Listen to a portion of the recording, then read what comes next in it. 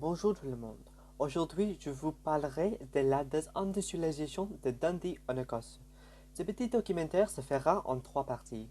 Tout d'abord, je vais vous expliquer le problème, qui en est affecté et ce dont ils ont besoin. Puis la cause, pourquoi les usines sont fermées, qui est responsable, et dans le sillage de sa mort, l'héritage de Margaret Thatcher. Enfin, l'avenir. On verra la fabrication écologique et comment cela nous aidera. Bon, c'est parti. Comme on voit tous nous, ces quartiers ont été en déclin depuis des années. Selon une étude du conseil local de Dundee en 2018, 31% des gens ici sont dans la pauvreté. Ce qui est pire, c'est que 34% des citoyens habitent sans aucune économie.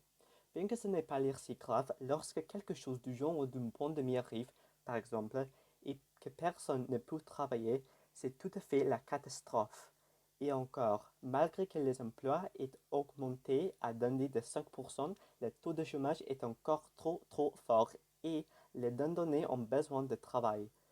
De plus, il y a beaucoup d'usines vides autour de nous qui ont besoin que des entreprises les reprennent, mais personne ne le fera. Qui les a rendus vides et pourquoi? Dans les années 80, le gouvernement britannique vendait et privatisait les industries desquelles beaucoup de personnes dépendaient. Notamment les usines de fabrication dont Dundee en possédait beaucoup, elles ont assisté à une grosse chute rapide. Toutes les usines ont fermé et par conséquent Dundee a été rendu vide. Désormais, il y a trop d'espace à Dundee. Margaret Thatcher était la première ministre de Grande-Bretagne à cette époque et elle a utilisé son pouvoir pour l'augmentation des profits pour ce qu'un marxiste appellerait la bourgeoisie ou pour nous les riches. Elle est donc connue comme étant la responsable de la fermeture des mines de charbon ainsi que des usines qui a rendu de nombreuses personnes affamées, en colère et sans abri.